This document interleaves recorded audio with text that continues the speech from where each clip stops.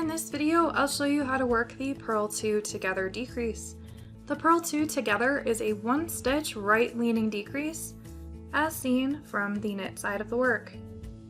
It takes 2 stitches and combines them into 1 stitch.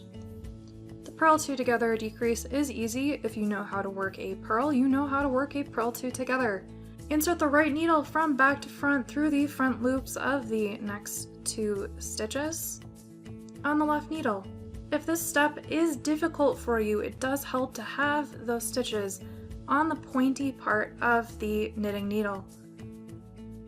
Purl those 2 stitches together as if they were 1 stitch.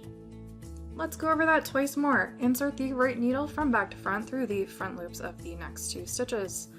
Wrap as if to purl and pull the new loop through the 2 old stitches. Let's go over that one more time.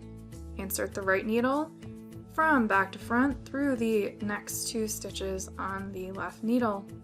Wrap that as if to purl and pull the new loop through the 2 old loops, resulting in 1 stitch. And that's how you work the purl 2 together decrease.